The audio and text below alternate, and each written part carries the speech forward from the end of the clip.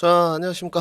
돈이 되는 TV, 돈이 되는 김윤진 TV의 김윤진입니다. 오랜만에 좀 인사를 드리고요. 요 며칠 좀 바빴습니다. 바빴고, 글쎄요, 구독자 1000명에서 조금 딜레이가 됐는데, 방송 컨텐츠도 좀 많고, 회원 방송도 좀 많고요. 회사도 또 가야 되고, 좀 더디게 인사를 드리게 됐는데요. 오늘은 그런 것 같습니다. 한 번쯤 컨텐츠를 찍어서 시장 전반에 대한 거를 이제 FOMC 이후에 막이 좀 내렸고, 국내 이슈들은 다 정리가 좀 됐거든요. FOMC, CPI, 또 PPI, 생산자 물가, 옵션 만기 이런 부분들이 다 좀 일단락이 됐는데, 그 부채 한도라는 협상에 좀 발목을 잡혀 있는 상태인 것 같아요. 그리고 국내 시장의 어떤 수급이 좀 더뎌지는 동력이 좀 부족한 형태를 좀 취하고 있는데, 과연 어떤 쪽으로 좀 가는 게 맞는가 고뇌를 좀 저도 좀 해봤거든요. 고뇌를 좀 해봤는데, 결국은 주식시장에 이제 올바로 가기 위해서는 본질적 요소에 대한 접근이 맞는 것 같습니다. 우선 그 나스닥 시장 선물 모습을 좀 보고 있는데, 현물도 마찬가지예요. 여러분들 현물도 좀 보실게요.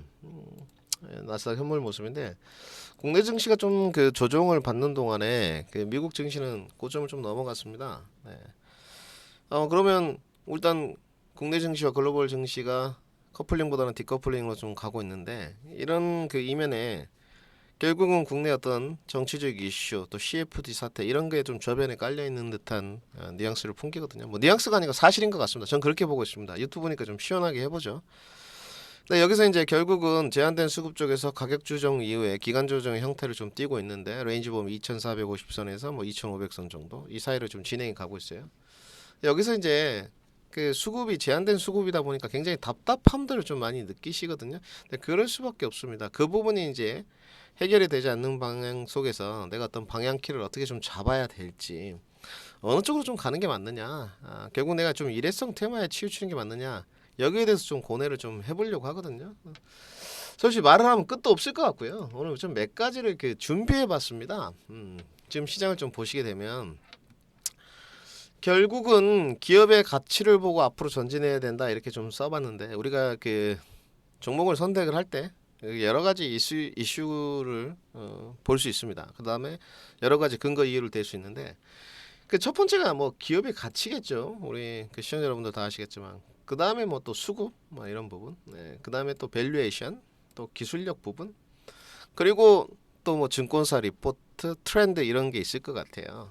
그런데 제가 증권사 리포트에는 그 빨간색으로 좀 해놨습니다. 그 이윤즉슨 증권사 리포트는 어떻게 하실 수 있는 부분이 아니잖아요. 그런데 아쉬운 부분은 인정할 건 인정하고 넘어가는 게, 지금 시장에서 그 증권사 리포트의 파급력은 조금 더 큰 것 같습니다. 솔직히 말씀드려서 오늘 그 실례로 좀 들어드리면, 오늘 자동차가 별로 좋지 않았습니다. 여러분들 다 아시다시피 기아라든지 이런 부분들이 오늘 다 매도였거든요. 오늘 다 흘러내렸어요. 근데 오늘 자동차 중에서 유독 좋았던 게 SL이었거든요. 여기 리포트가 뭐 대거 오늘 나왔죠. 이렇다 보니까 뭐 다올 투자증권, 삼성증권 48,000원, 45,000원 등등, 하나증권 45,000원 이런 리포트 발에 물론 실적도 호실적을 썼습니다. 인정을 딱 하고요. 우호적인 좀 리포트에 상당히 시세가 그 시장 대비 분출이 좀 많이 됐던 것 같습니다. 요즘에 거래대금 10조 넘어가기가 좀 쉽지가 않거든요. 이런 부분을 봤을 때 증권사의 리포트 영향력은 좀 크다. 그럼 그들은 조금 더 신중한 리포트를 발행하는 게 맞겠죠. 그 다음에 오늘 이건 것 같아요. 요즘에 국내 시장의 이슈를 좀 잠식하고 있는 게, 미국 시장 괜찮고 홍콩 항생 지수나 대만이나 중국도 나쁘지 않은 것 같은데 왜 우리나라 시장만 이렇냐? 결국은 내부 정보 뭐 계약서도 없는 거 뭐 예시입니다. 지금은 이제 그전 회장 이동채 씨가 구속이 됐으니까요. 에코프로나 에코프로비엠, 뭐 버키 스튜디오, 뭐 또 CFD 사태. 제가 이렇게 써놨어요. 돈을 잘 됐을 경우 빠르게 벌 수 있는 방법, 이런 부분이 맞습니다. 근데 그들이 여러분들한테 그 올바른 내부 정보를 왜 주겠습니까? 그리고 내부 정보를 줬다고 한들 CFD 사태를 보면 저는 이렇게 평가를 하거든요. 어차피 구속이 됐으니까 라다게 씨가 있는 놈들끼리 잔치하다가 내부 배신자가 생겨가지고 쪽박 찼다. 저는 이렇게 보는 쪽입니다. 네, 그죠? 제 주관적인 판단이라는 거를 또 말씀을 드리고. 근데 결론은 구속됐어요. 그리고 오늘 압수수색이에요. 지금 KT, 빗썸, 위믹스. 시장에 제한된 수급이 들어오고 글로벌 증시와 디커플링이 돼가다 보니 좀 힘들다. 그렇다고 내가 이런 쪽에 내부 정보나 어떤 이런 부분들을 선취도 안 되는데 내부 정보가 나한테 누가 갖다 주지도 않는데 이런 부분을 갔을 때 결국은 기결되는 건 똑같은 것 같습니다. 지금 보시게 되면 이 부분인데 별로 오늘 그 진부하게 컨텐츠를 길게 찍고 싶지는 않은데요. 지금 약간 글로벌 국제 경기를 봤을 때 자국 이기주의인 것 같아요. 미국이 가장 상태가 좋고요.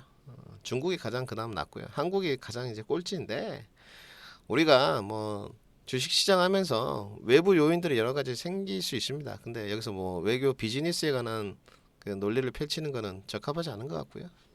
단지 좀 좋은 쪽으로 갔으면 좋겠다.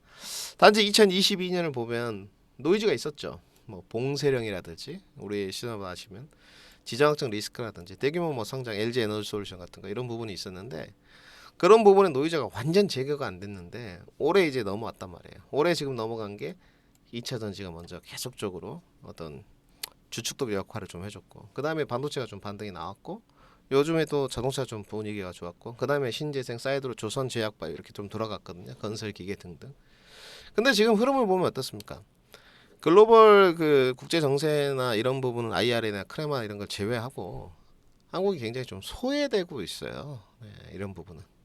그러면 거시적인 관점에서밖에 기댈 데가 없는 것 같아요. 자, 이걸 보시죠. 제가 그 생각하는 어떤 주식의 김민준 TV 김민준을 통해서 제가 하고자 하는 어떤 주식의 방향성 리딩은 우리가 2023년부터 여기 오타가 나네요. 2026년까지 주식을 끌고 갈 때 5년 주기니까 기대 수익률을 가장 높이는 원년은 2025년이라고 저는 좀 봐요. 올해 지금 유학이 2023년, 발전기는 내년에 2024년이 되겠죠. 개화기는 2025년이 될 건데 이 중간에 이제 무슨 일이 생기겠죠. 무슨 일이 생기면서 주식시장 한번 팍 가라앉겠죠.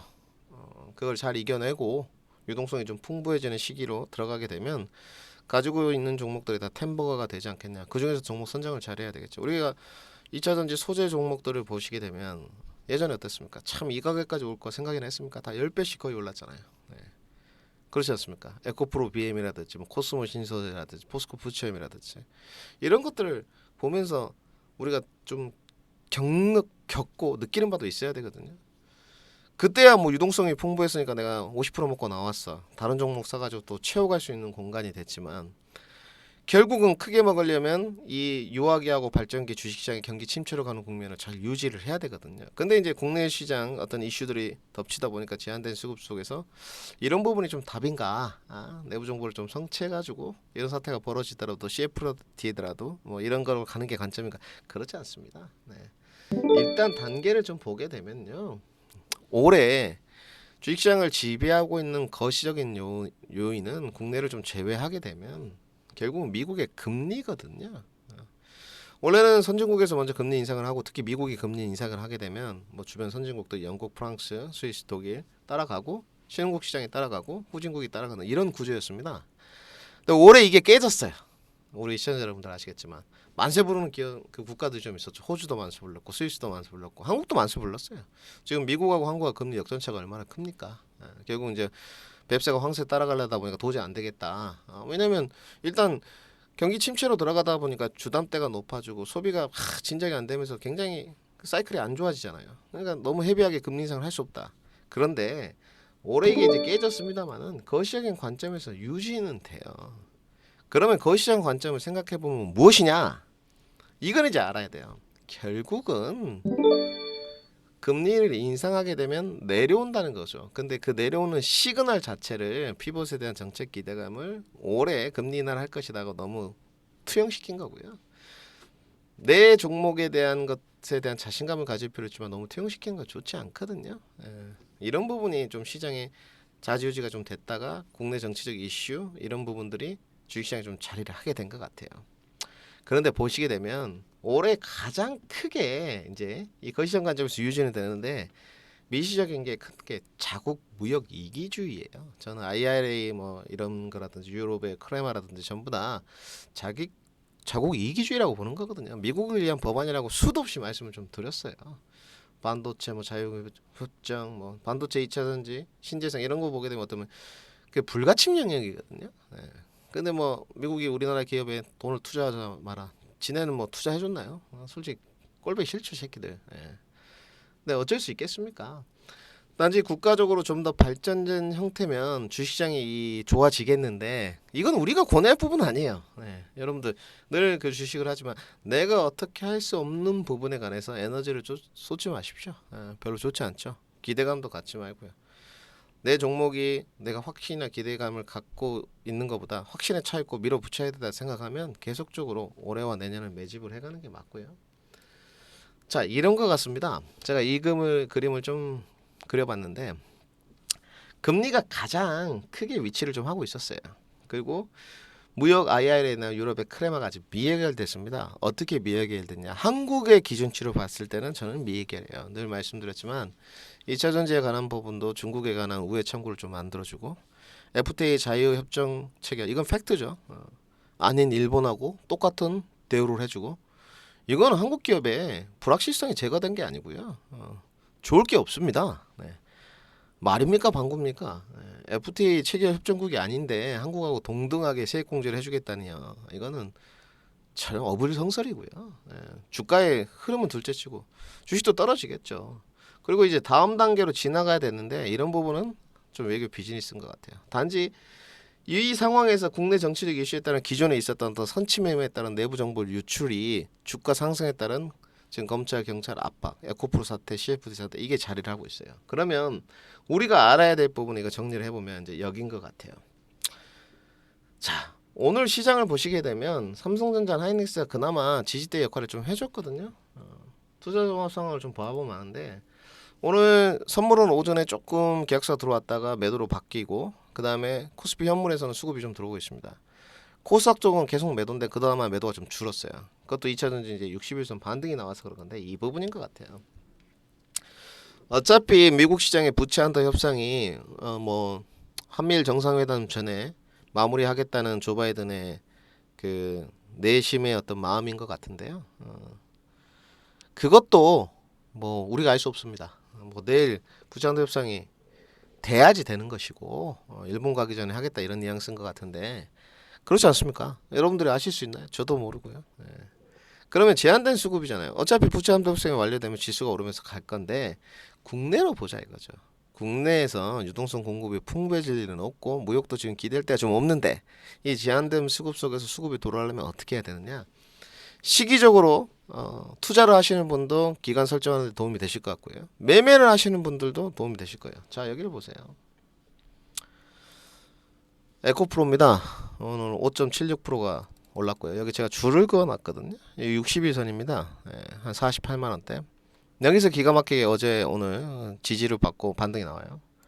에코프로 BM입니다. 마찬가지 파란색이 60일선.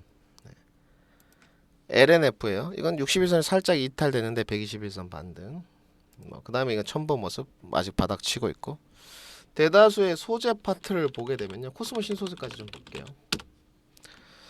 61선까지 좀 닿이는 모습이었거든요. 어제 61선까지 좀 14만원까지는 안 갔지만 위에서 15만원까지 밀리고 다시 반등. 거의 자리가 엇비슷해요. 근데 지금은 확실하게 2차전지 소재에 대한 게 과열권으로 인식이 쫙 되고 있어요. 특히나 공매도 비중이 너무 높았습니다.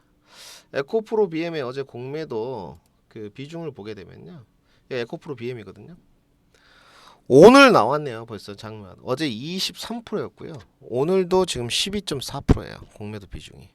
굉장히 높습니다. 외국인들은 60일선에도 아직 쇼커버링에 별로 해줄 생각은 없는 것 같아요. 오늘 코스닥 시장의 매도 1위가 어디였냐? 에코프로하고 에코프로 BM입니다. 네, 주가는 좀 올랐지만.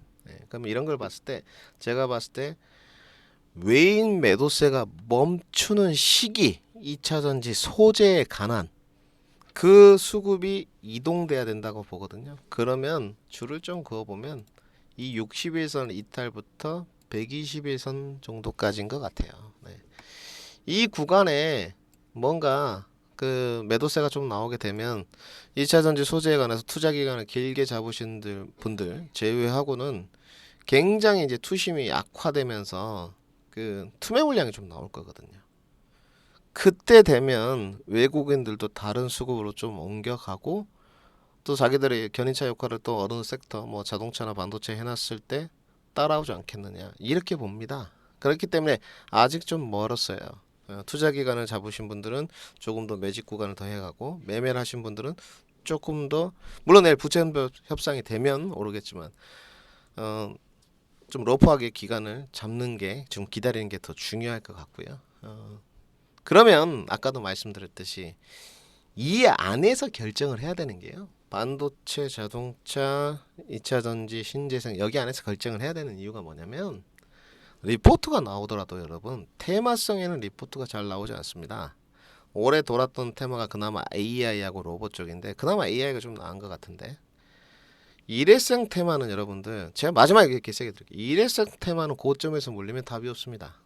그러니까 여러분들 판단하세요. 네, 지금 저도 본격적으로 이 컨텐츠를 바탕으로 회원 모집을 좀 하고 이 유튜브 방송도 좀 많이 하면서 같이 또 견인차 역할을 한번 해보려고 하는데 그 이유가 뭐냐면 정치적 이슈가 있어가지고 또 경제적 이슈가 있어가지고 주식시장이 이렇게 국내가 좀 흔들리지 않습니까? 또 금융 상품의 노이즈로 그러면 급락 이후에 급반등으로 좀 이어집니다. 그 시기가 저는 얼마 안 남았다고 봐요. 그리고 제가 생각하는 2차전지 소재 파트들이 60일선을 이탈하면서 조금 더 투매 물량이 나오게 되면 수급의 순환매가 이루어진다고 보는 쪽입니다. 그러면 여기서부터도 또 한두 달 저점에 매수를 해가지고 돌아가면 어차피 제한된 수급 속에서도 다시 시장 반등 여력을 띌 수 있다고 보는 쪽이에요. 그 안에서도 또 주도주 안에서도 선정을 해야 된다고 보는 쪽이고요. 리포트가 나오더라도 결국은 주도주 안에서 나오고 있어요. 2차전지, 자동차, 반도체. 오늘 SL도 말씀드렸잖아요. 초반에. 오늘 자동차가 안 좋습니다. 화신이 이런 정도도 10%씩 빠지거든요. 11% 빠졌죠. SL 오늘 지금 종가 끝나는데도 15% 마감됐습니다. 리포트 효과죠. 주도주 안에서 나온 거예요. 결국은. 다른 기업체에 비해서 1분기 실적이 너무 잘 나왔다 보니까 목표가를 상회할 수밖에 없는 이런 요소인 것 같습니다. 그래서 판단을 하시더라도 주도주에서 해야 된다는 거 정리해보면 2차전지 소재 파트가 121선까지 조정을 좀 받으러 갈 때 지금부터 60일선을 좀 이탈할 때 제한된 수급 속에서 순환매가 좀 돌지 않겠느냐 이렇게 하시면 되고요. 모르겠습니다. 그 1000명 앞두고 나서 문의 전화도 많이 오고 위에 이제 나가니까 059-7498-0260 또 2128-3355인데 문의 전화는 언제든지 편하게 주시고요.